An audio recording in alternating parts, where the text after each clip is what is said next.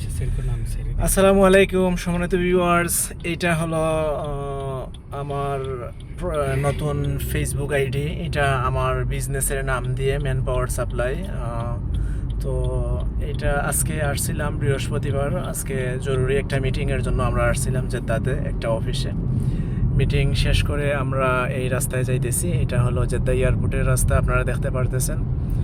তো এখানে সবচেয়ে অবাক করা যে বিষয়টা আপনারা দেখতে পারতেছেন, এই যে দুদিকে রাস্তার মধ্যস্থ যে জায়গাটা, যে স্পেসটা, এখানে যে খাজুর গাছ, আসলে এটা সৌদি গভর্নমেন্টের এত সুন্দর একটা উদ্যোগ। তার সবচেয়ে বড় কারণ হলো খাজুর গাছ, এবং খাজুর কিন্তু সৌদি আরবের, সৌদি কান্ট্রির ঐতিহ্যের সাথে একটা মিল রেখেই ওনারা ওনাদের যে পরিবেশটা সাজাইতেছেন, সেটা কিন্তু ওনাদের ঐতিহ্যের সাথে মিল রেখেই কিন্তু ওনারা খাজুর গাছটা, আমরা দেখেছি সৌদি আরবের বিভিন্ন রাস্তায়, বিভিন্ন শহরের প্রত্যেকটা রাস্তাতেই ওনারা কিন্তু ঐতিহ্যবাহী খাজুর গাছ রোপণ করেছেন, এবং হাজার হাজার লক্ষ লক্ষ রিয়াল ওনারা গাছের পিছনে কিন্তু খরচ করতেছেন।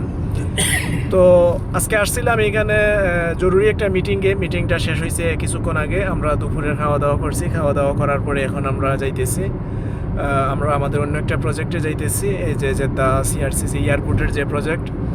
তো এইখানে কিছু কাজ আছে, কাজটা শেষ করার পর আমরা এইখানে, তো বর্তমানে আমি জেদ্দাতে অবস্থান করতেছি। তো চিন্তা করলাম যে আপনাদের সামনে সেই বিষয়টা নিয়ে আসি।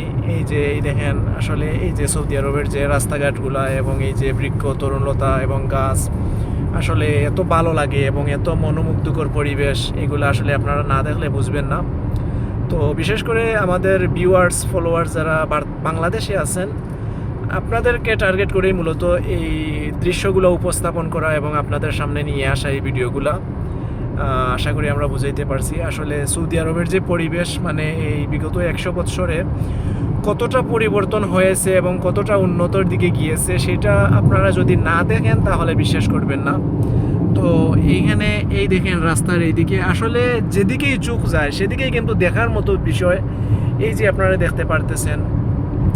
তো বর্তমানে আমরা 3 জন আছি গাড়িতে বসা, বিশেষ করে আমি ভিডিও করতেছি, এবং আমাদের যে আমাদের যে বস, আমাদের মাসুদ ভাই, উনি কিন্তু ম্যান পাওয়ার সাপ্লাই, উনি কিন্তু গাড়ি ড্রাইভ করতেছেন এবং ভিডিও করা দেখে হাসতেছেন। আসলে উনি আমাদের বস বলতে, আমার বস বললে ভুল হবে, বর্তমানে কিন্তু উনি 400-500 লোকের বস। তার কারণ হলো এতগুলা লোককে উনি স্যালারি দিতেছেন, কোম্পানি থেকে টাকা উঠাইতেছেন। আর এটা হলো জেদ্দা শহরের এন্ট্রি যে জায়গাটা, মানে এন্ট্রান্স যেটাকে বলে, এইখানেই বড় আকারে জেইডি লেখা, অর্থাৎ জেদ্দার যে প্রতীকটা দেওয়া এই ফ্লাইওভারের পিছনে।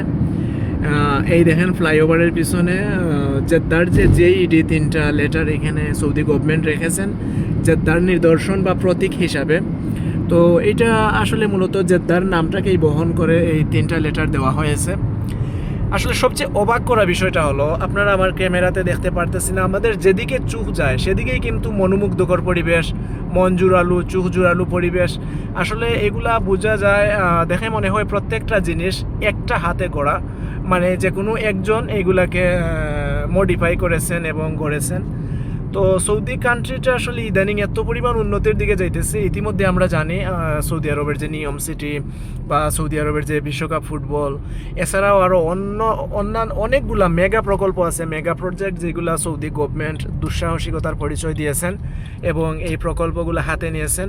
তো ইতিমধ্যে বেশ কয়েকটা প্রকল্পের সাথে আমরা সরাসরি কালেক্টেড, অর্থাৎ আমরা এই প্রকল্পগুলোতে ম্যান পাওয়ার সাপ্লাই করতেছি, এবং অনেক কর্মী আছে আমাদের যারা এই প্রকল্পগুলোতে কাজ করতেছে।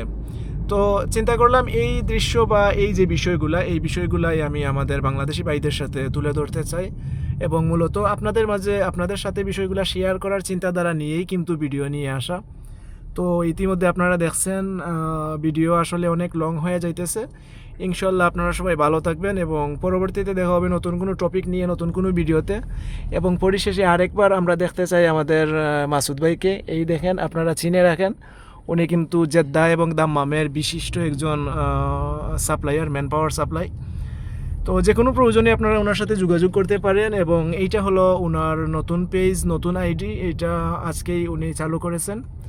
এত সময় পাশে থাকার জন্য সবাইকে অসংখ্য ধন্যবাদ। পরবর্তীতে দেখা হবে নতুন কোনো ভিডিওতে, নতুন কোনো টপিক নিয়ে।